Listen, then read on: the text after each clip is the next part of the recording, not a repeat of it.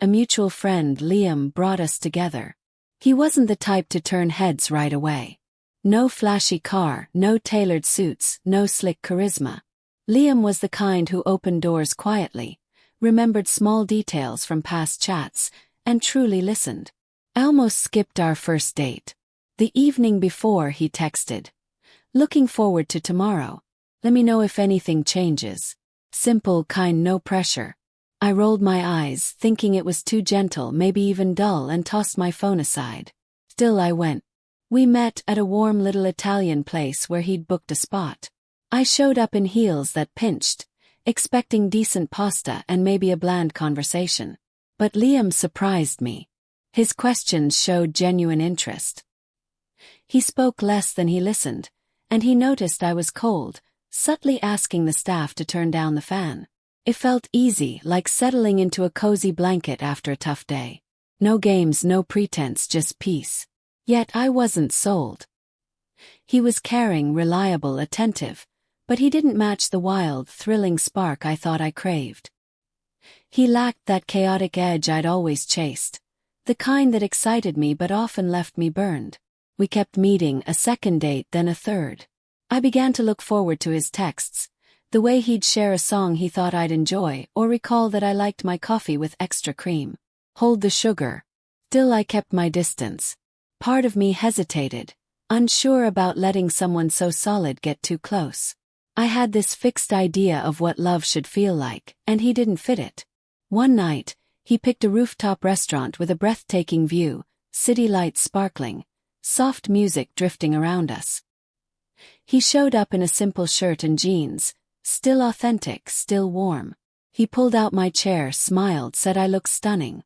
I could have just smiled back, let the moment linger. Instead, I said something I'd regret for a long time. "You're not really my usual type," I blurted, trying to soften it with a chuckle. "But you're amazing."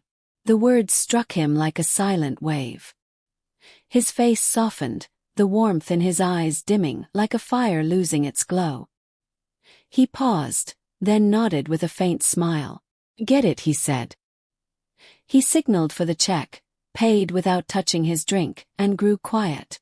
I tried to laugh it off, saying, "I didn't mean it like that, just that you're different from my usual." He looked at me, steady but resolute, and said maybe that was the point. Then he stood, settled the bill, and walked out. No drama, no fight, just a quiet departure, leaving his glass half full on the table. I sat there shocked, embarrassed, and confused. I told myself he was overreacting, that I'd been truthful, not harsh. But when I got home, I saw he'd cut me off completely. No texts, no social media, like I'd vanished from his life.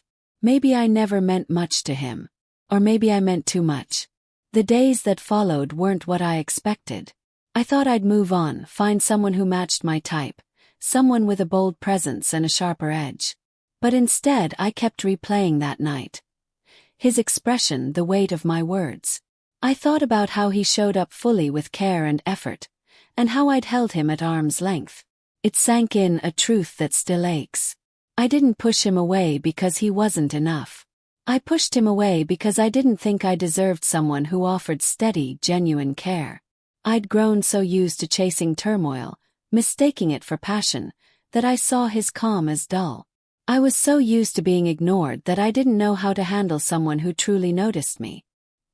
He wasn't my type because my type was heartbreak dressed as excitement, someone I could pursue to feel worthy. Liam was present, grounded, real, and I didn't know how to handle that. I'd brushed him off in the worst way, saying, "I like you, but not enough." Weeks later, I spotted him from a distance, walking with someone new. She was beaming, and he looked at ease, happier than I'd ever seen him. I stood at the corner, pretending to check my phone, my stomach churning. He didn't see me. Or maybe he did and chose not to care.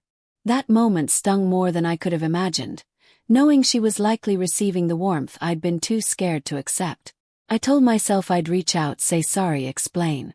But what could I say? I'd spoken my truth and he'd taken it to heart. That's the toughest part. Not just that he left, but that he believed me. Words carry weight, especially the ones flung out carelessly with a smile. I lost someone remarkable that night because I was chasing a version of love that never worked for me. He walked away, not out of coldness, but because he finally saw his own worth. I didn't just lose him. I showed him he deserved better. And now he's gone,